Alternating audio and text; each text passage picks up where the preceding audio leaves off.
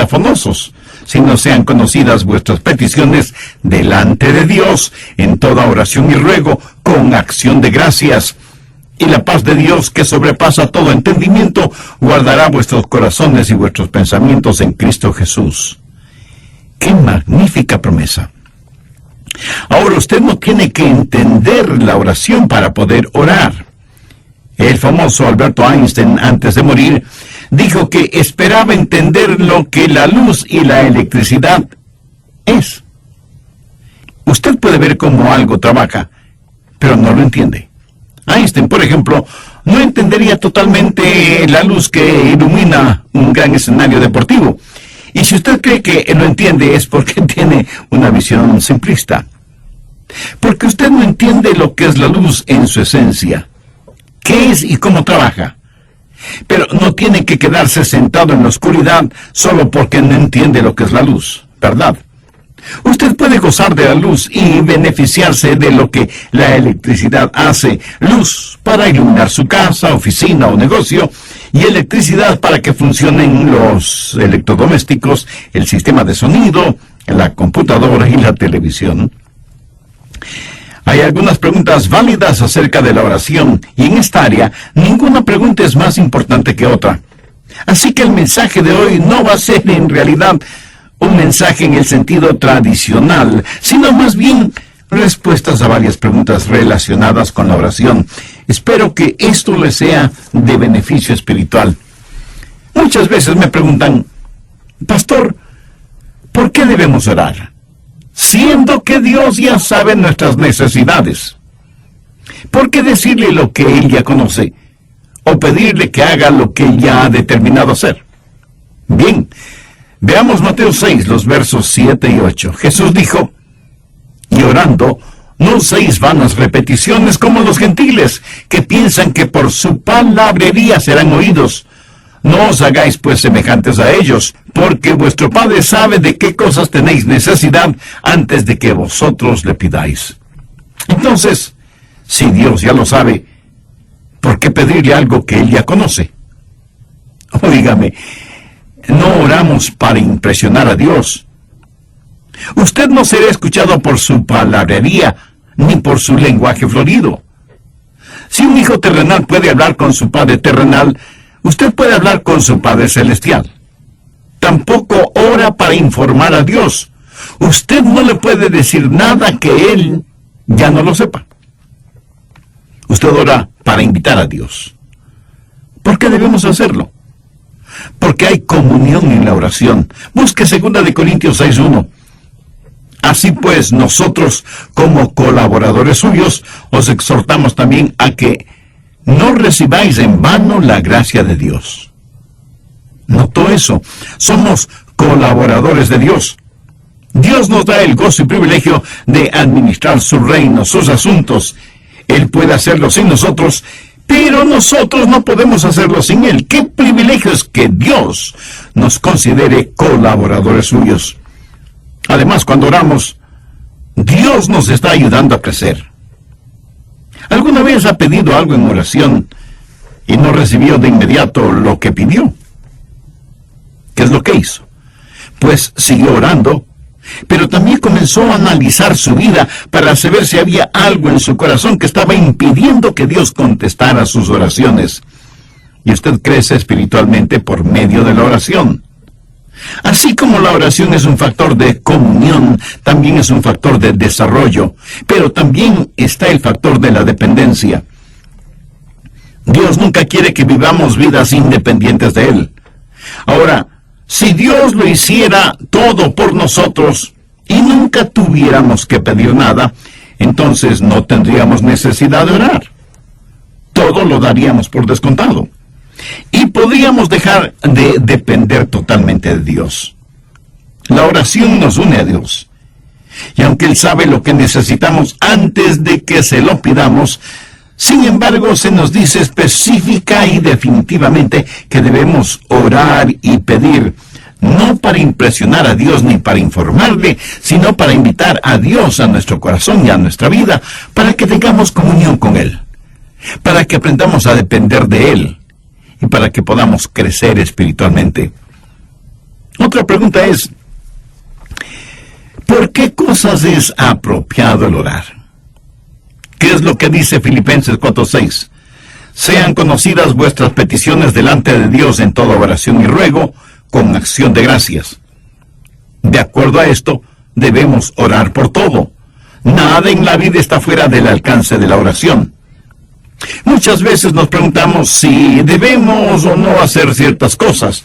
Una buena manera de saberlo es haciéndonos la pregunta, ¿puedo orar por esto? Por ejemplo, cuando usted va a beber licor, puede orar y decir, Señor, bendice este trago que voy a tomar y haz que sea para tu gloria y honra. O cuando va a fornicar o a adulterar, puede orar para que Dios bendiga esos actos. Cuando va a robar o a estafar, puede orar para que Dios le bendiga. ¡Absurdo! ¿No le parece? Un hombre estaba junto a la puerta de una iglesia fumando y alguien le preguntó, ¿es usted un maestro en esta iglesia? El hombre sorprendido contestó, no lo soy. Y el otro le dijo, bueno, ciertamente lo es. Está enseñando a todos quienes pasan junto a usted el dudoso arte de fumar. A veces enseñamos las cosas equivocadas. Si no puede orar acerca de lo que va a hacer, pues no lo haga. El problema es que a veces tratamos de dividir nuestra vida entre lo secular y lo sagrado, y decimos, esta es la parte sagrada de mi vida, oraré por esto. Esta es la parte secular de mi vida, yo la manejaré. ¿Se puede imaginar a Jesús dividiendo su vida entre lo secular y lo sagrado? Por supuesto que no. En todas las cosas naturales debemos ser espirituales y en todas las cosas espirituales debemos ser naturales. Somos naturalmente sobrenaturales y sobrenaturales naturalmente. ¡Qué trabalenguas! No dividimos nuestras vidas en dos segmentos, el uno secular y el otro sagrado. Dividimos nuestras vidas entre lo espiritual y lo profano. Y si es algo profano, debe estar fuera del límite de nuestra vida. Si es algo espiritual, oramos al respecto, ya sea que eso esté en un nivel natural o sobrenatural. Ahora, ¿por qué cosas debemos orar? ¿Por todas? Usted me pregunta, ¿podemos orar por cosas sencillas? ¿Podemos orar por el sitio donde estacionar el carro? Por supuesto. No hay nada de malo en orar por cosas pequeñas o sencillas. Y si usted piensa que orar por cosas pequeñas o sencillas es una tontería, puede pensar en alguna cosa que sea demasiado grande o demasiado pequeña para Dios. No la hay. La cosa más grande sobre la que usted puede pensar es pequeña para Dios. Y si las cosas pequeñas son importantes para usted, serán también importantes para Dios. Pastor, usted dice que hay que orar por todo. Suponga que hay algo que quiero y sé que no es la voluntad de Dios. ¿Debo orar por eso? Pues con mayor razón. Dígale a Dios, Dios, algo no está bien en mí. Estoy deseando algo que es en contra de tu voluntad. Ayúdame a desechar ese deseo. Y ore con sinceridad. Sean conocidas vuestras peticiones delante de Dios en toda oración y ruego con acción de gracias. Pastor Rogers, ¿oye Dios las oraciones de una persona no salva? Bueno, en la Biblia leemos de un hombre que era religioso, pero no era salvo. Y ciertamente parece que Dios escuchó su oración. Vamos al libro de los Hechos, capítulo 10, desde el verso 1. Había en Cesarea un hombre llamado Cornelio, centurión de la compañía llamada la Italiana. Este Cornelio era un gentil, un pagano, pero note cómo se lo describe. Piadoso y temeroso de Dios con toda su casa, y que hacía muchas limosnas al pueblo y oraba a Dios siempre. Este vio claramente en una visión, como a la hora 9 del día, que un ángel de Dios entraba donde él estaba y le decía, Cornelio. Él mirándole fijamente y atemorizado dijo, ¿qué es, Señor? Y le dijo, tus oraciones y tus limosnas han subido para memoria delante de Dios. Aquí está este hombre no salvo, y Dios está consciente de sus oraciones. Entonces, ¿cuál es la diferencia entre un hijo de Dios que puede orar en el nombre de Jesús y un hombre no salvo para que Dios tenga misericordia? Dios ha dado promesas al Hijo de Dios en oración que no se las ha dado al no salvo. Veamos si puedo ilustrar esto. El presidente de un banco puede dar dinero para obras de caridad. No tiene que hacerlo. No hay ninguna ley que diga que debe hacerlo. Pero él puede decidir que eso es lo que él quiere hacer, dar dinero para obras de caridad. Pero si yo tengo mi dinero depositado en ese banco, puedo girar un cheque y espero recibir esa cantidad. ¿Ve la diferencia? Dios es soberano y Él puede oír las oraciones de una persona no salva. Pero nosotros que somos creyentes tenemos las más grandes promesas de oración y podemos girar cheques contra el Banco del Cielo y firmarlos en el nombre de Jesús, si es que estamos en la voluntad de Dios. A propósito, ¿por qué debemos orar en el nombre de Jesús? Porque Jesús mismo nos enseñó que debemos orar en su nombre. En Juan 14, los versos 13 y 14, Jesús dijo: y todo lo que pidiereis al Padre en mi nombre lo haré, para que el Padre sea glorificado en el Hijo. Si algo pidiereis en mi nombre, yo lo haré. Esa parece una enorme promesa. ¿Quiere eso decir que cualquier cosa que pidamos en el nombre de Jesús, la tendremos? El último modelo de un Ferrari deportivo, una villa para vacaciones en la playa de Acapulco. ¿Tendré estas u otras cosas si las pido en el nombre de Jesús? No. Entonces, pastor, ¿qué significa orar en el nombre de Jesús? El nombre de Jesús representa tres cosas. Primero, aprobación. O sea, Jesús aprueba eso. Usted no puede pedir nada en el nombre de Jesús sin la aprobación de Jesús.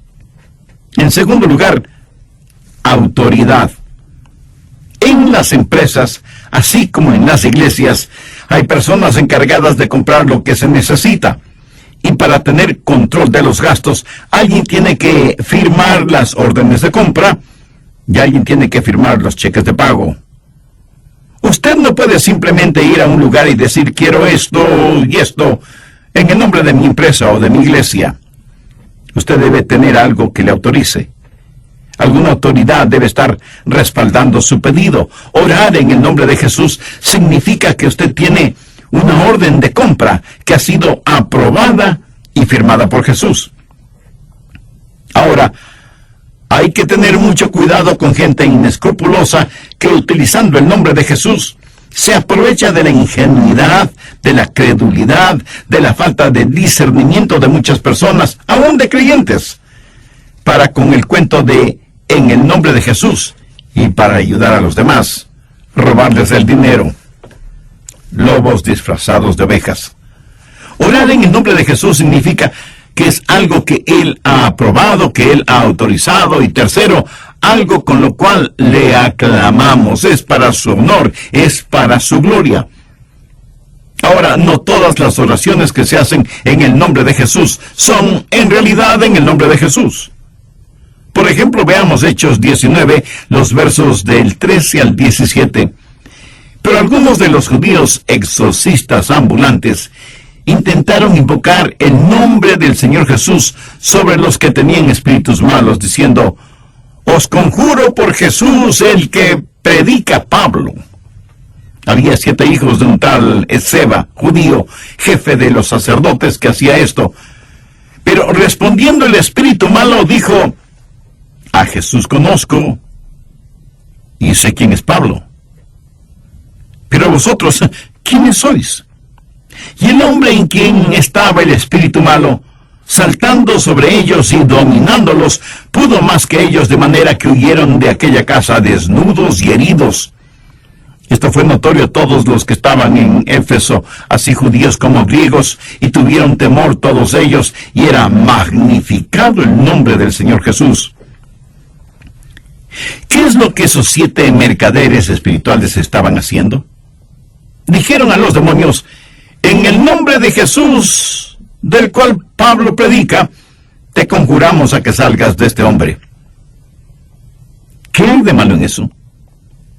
Que no lo hicieron en el nombre de Jesús, porque ellos no conocían a Jesús. ¿No se atreve usted a pedir algo en el nombre de Jesús? Del Jesús que Adrián predica. Usted debe decir: en el nombre del Jesús que conozco y que es el Señor de mi vida. Usted no tiene ningún derecho de falsificar su nombre en cualquier cheque y orar por cualquier cosa que está fuera de la voluntad de Dios y del liderazgo del Espíritu Santo. Oramos siempre en el nombre de Jesús, del Jesús que conocemos como nuestro Salvador y Señor. ¿Nos da Dios siempre lo que pedimos? No. Y debemos agradecerle por eso. ¿Alguna vez le ha dado gracias a Dios porque no contestó sus oraciones? Pues mi amigo, debería. Veamos una interesante oración de Moisés en el libro de Números, capítulo 11, los versos del 11 al 15. Y dijo Moisés a Jehová: ¿por qué has hecho mal a tu siervo? ¿Y por qué no he hallado gracia en tus ojos, que has puesto la carga de todo este pueblo sobre mí? ¿Concebí yo todo este pueblo? ¿Lo engendré yo para que me digas: llévalo en tu seno, como lleva la que cría al que mama, a la tierra de la cual juraste a sus padres? ¿De dónde conseguiré yo carne para dar a todo este pueblo? Porque lloran a mí diciendo: danos carne que comamos. Yo no puedo solo soportar a todo este pueblo, que me es pesado en demasía. Y si así lo haces tú conmigo, yo te ruego que me des la muerte, si he hallado gracia en tus ojos, y que yo no vea mi mal. ¿Qué es lo que dijo Moisés de acuerdo al relato de Números capítulo 11, los versos del 11 al 15? Señor, si me amas, mátame. Si he hallado gracia delante de tus ojos, por favor, Señor, mátame. Esa fue su oración. Eso es lo que Moisés le pidió a Dios, que le quitara la vida. ¿Contestó Dios esa oración? No.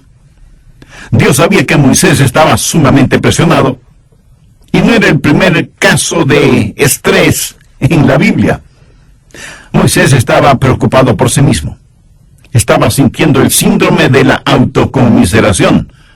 Algunas veces pedimos a Dios cosas equivocadas, y es por eso que Dios no nos contesta, y debemos agradecerle por eso.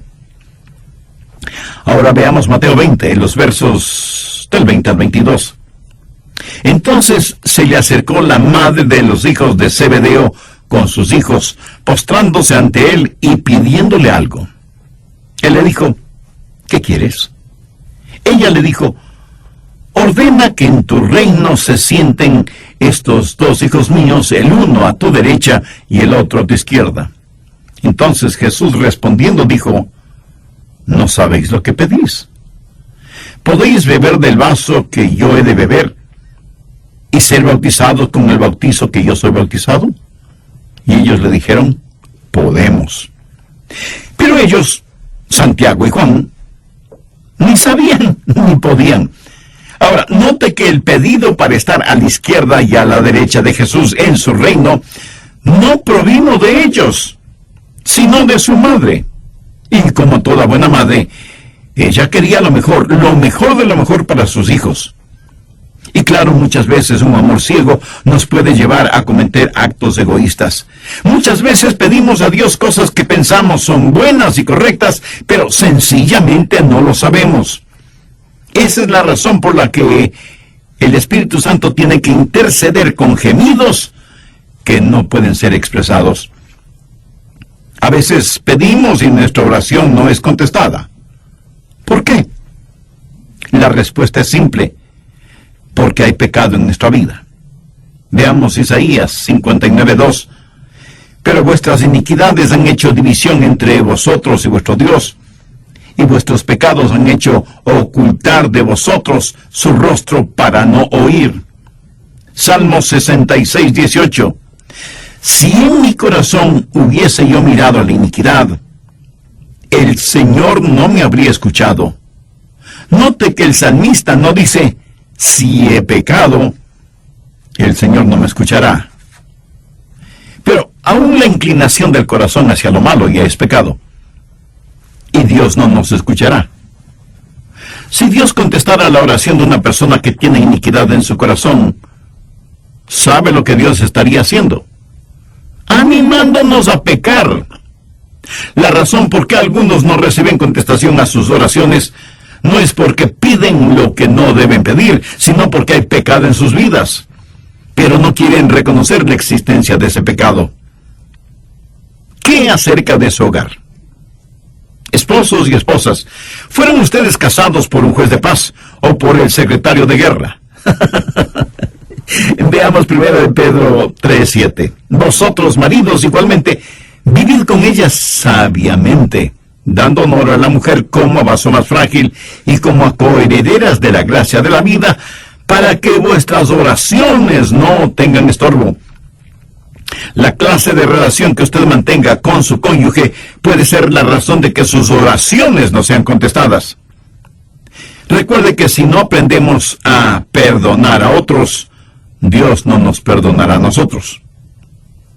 A veces me preguntan, pastor, ¿cambia la oración la mente de Dios? Esta es una pregunta muy importante. Con claridad siempre respondo, no. La oración no cambia la mente de Dios. La oración no es para vencer la resistencia de Dios. La oración es para conocer y obedecer la voluntad de Dios. Veamos lo que dice 1 de Juan 5:14. Y esta es la confianza que tenemos en Él, que si pedimos alguna cosa conforme a su voluntad, Él nos oye. La única cosa que está fuera del alcance de la oración es aquella que está fuera de la voluntad de Dios. Dios no cambia. Usted no puede cambiar a Dios con sus oraciones, ni yo con las mías. ¿Por qué? Vamos a 1 de Samuel 15:29. Además, el que es la gloria de Israel no mentirá, ni se arrepentirá, porque no es hombre para que se arrepienta. Esto significa que Dios nunca cambia, y en Malaquías 3:6 leemos, porque yo, Jehová, no cambio. Cuando oramos, Dios hará cosas que no las hará si es que no oramos. Pero aunque nuestra oración no cambia a Dios ni su carácter, sí afecta lo que Dios hace. La Biblia claramente dice que no tenemos porque no pedimos. Pastor, ¿qué debemos hacer si nuestras oraciones no son contestadas? Si ese es su caso, pues siga orando. Persista en la oración. El profeta Daniel había estado orando por algo por 3 semanas. Escuchaba Dios las oraciones de Daniel. Veamos lo que nos dice Daniel 10, verso 12. Entonces me dijo, Daniel, no temas, porque desde el primer día que dispusiste tu corazón a entender y a humillarte en la presencia de tu Dios, fueron oídas tus palabras, y a causa de tus palabras yo he venido. Un ángel vino como una respuesta para Daniel, quien estuvo orando por 21 días. Parecía que Dios no estaba haciendo nada. Ahora este pasaje bíblico es intrigante y enigmático. Se está desarrollando una guerra cósmica entre los ángeles de Dios y los espíritus demoníacos. Y el ángel viene y dice, tus oraciones fueron escuchadas cuando empezaste a orar hace 3 semanas. O sea que Daniel por 3 semanas estuvo orando persistentemente. Veamos rápidamente Lucas 18:1. También les refirió Jesús una parábola sobre la necesidad de orar siempre y no desmayar. Amigo, hay un tiempo en que debemos persistir en la oración, así como hay un tiempo en que debemos desistir de orar. Un buen ejemplo es el apóstol Pablo, quien oró 3 veces especialmente por algo. no significa que 3 veces pidió al Señor que lo haga, sino que tuvo 3 periodos específicos de oración acerca del aguijón en la carne. Y aunque Dios no le quitó ese aguijón en la carne, sí le contestó la oración, aunque de diferente manera. Veamos 2 Corintios 12:9. Y me ha dicho: bástate mi gracia, porque mi poder se perfecciona en la debilidad. ¿Cuál fue la reacción de Pablo? Por tanto, de buena gana me gloriaré más bien en mis debilidades, para que repose sobre mí el poder de Cristo. Pablo no dijo: lo que no puede ser curado debe ser soportado. Él dijo: me gloriaré en esto, y agradeceré a Dios por esto. Dios no le concedió a Pablo lo que pidió, pero le dio algo diferente.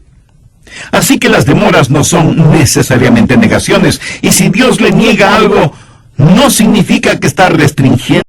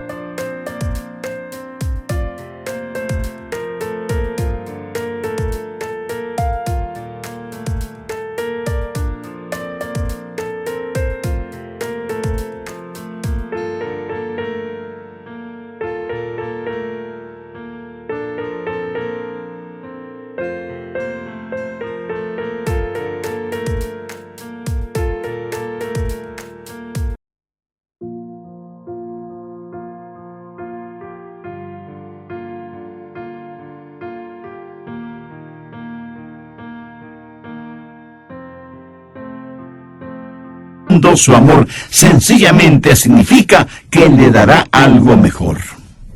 Otra pregunta muy frecuente es: ¿debemos esperar milagros cuando oramos? Permítame decir que no debemos adquirir el hábito de decir que Dios no lo puede hacer. La única cosa que Dios no puede hacer es pecar, mentir o negarse a sí mismo. Veamos Jeremías 32:17. Oh Señor Jehová, he aquí que tú hiciste el cielo y la tierra con tu gran poder y con tu brazo extendido. Ni hay nada que sea difícil para ti. Dios es un Dios de milagros, y en cierto sentido, toda oración contestada es un milagro, porque lo sobrenatural se mueve en lo natural. Pero hay otra clase de milagros, milagros en la naturaleza, como cuando Dios cambia el agua en vino y cura cánceres y da vista a los ciegos, y todas esas cosas. ¿Creo yo que Dios hace esas cosas? Ciertísimamente. Pero estas no son cosas normativas. Usted va a encontrar que en tiempos bíblicos los milagros se dieron en grupos y tuvieron ciertas cosas en común. Trajeron gloria a Dios y no a los hombres. Validaron las demandas o la identidad de Dios y promovieron la obra de Dios en forma muy significativa. Dios es un Dios de poder y un Dios de milagros. Y si Dios tiene un milagro para usted, le dará un milagro de fe. Y aunque no hago de lado los milagros, sí debo decir que no son normativos. Desde mi punto de vista muy personal, si Dios nos da el milagro más extraordinario, que es el perdón de nuestros pecados, la salvación y la vida eterna, ¿qué otro milagro podría ser más grande que este? Pastor Rogers, ¿pueden nuestras oraciones pasar por encima de la voluntad de otra persona? No, de ninguna manera. Dios le ha dado al hombre libre albedrío, y Dios nunca forzará la voluntad del hombre. Aunque algunos pseudoteólogos dicen que sí. Yo personalmente no lo creo. Veamos Apocalipsis 22:17. Y el espíritu y la esposa dicen: ven. Y el que oye diga: ven. Y el que tiene sed, venga. Y el que quiera, tome del agua de la vida gratuitamente. Dios le ha dado a usted voluntad, y usted, en uso de su libre voluntad, puede decir sí o no. Es un dudoso privilegio el que usted tiene. Las personas deben aceptar a Dios por sí mismas. Si usted tiene familiares o amigos no salvos, usted puede orar por ellos, pero no puede forzar su voluntad sobre ellos. ¿Por qué oramos por ellos? Porque estamos en una guerra espiritual. Y por medio de la oración podemos enfrentar el poder de las tinieblas y pedimos la influencia de Dios en la vida de aquellos por quienes oramos. En el capítulo 17 de Mateo, los versos del 14 al 21, relatan la historia de un muchacho lunático. El padre había llevado a su hijo enfermo a los apóstoles, pero ellos no lo habían podido sanar. Por eso ahora buscan la ayuda de Jesús. En el verso 18 leemos: y reprendió Jesús al demonio, el cual salió del muchacho, y éste quedó sano desde aquella hora. Jesús trabajó en forma soberana y externa sobre ese muchacho. Cuando los discípulos le preguntaron a Jesús por qué ellos no habían podido curar al joven, Jesús les dijo: por vuestra poca fe. Porque de cierto os digo que si tuvierais fe como un grano de mostaza, diréis a este monte: pásate de aquí allá, y se pasará, y nada os será imposible. Pero este género no sale sino con ayuno y oración. Ahora, este no es un caso en que se forzó la voluntad del muchacho, sino que se le liberó de la posesión del demonio. Cuando oramos, no es que nuestra oración forza a la gente por la cual oramos a ser salva, sino que les quita la ceguera espiritual de sus ojos. Cada persona debe recibir a Cristo. Si Dios a la fuerza salvara a una persona, tendría que forzosamente salvar a todos los seres humanos sobre la faz de la tierra. Un amor a la fuerza es una contradicción de términos. Dios libera a la gente para que sea salva. Alguna vez alguien me preguntó: ¿tiene Dios hijos favoritos cuyas oraciones sí escucha? Bien, esta pregunta me hace acordar de una vez que estuve en un avión. Un pasajero me reconoció y dijo: oh, pastor, estoy tan contento de que esté en este avión. Ahora sé que tendremos un vuelo seguro. Algunas veces me dicen: pastor, ore por mí. Sé que Dios escucha sus oraciones. Y eso es como decir que Dios tiene hijos favoritos. Dios no hace acepción de personas. El Salmo 65:2 dice: tú oyes la oración, a ti vendrá toda carne. Amigo, Dios escuchará su oración de la misma manera en que escucha mis oraciones, o las de Billy Graham, o de cualquier otro creyente.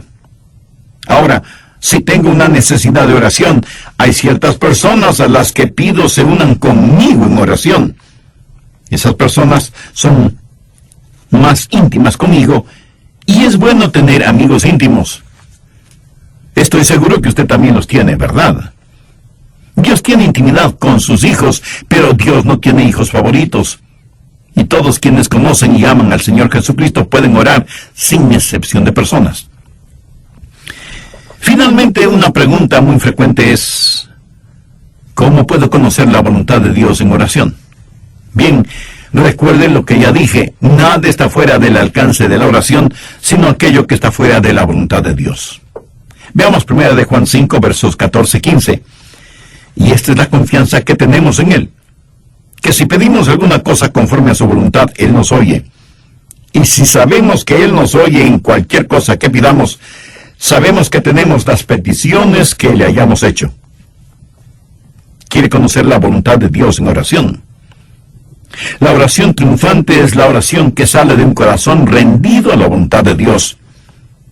Una de las grandes lecciones que he aprendido y que sigo aprendiendo acerca de la oración es que la oración que llega al cielo es la oración que comienza en el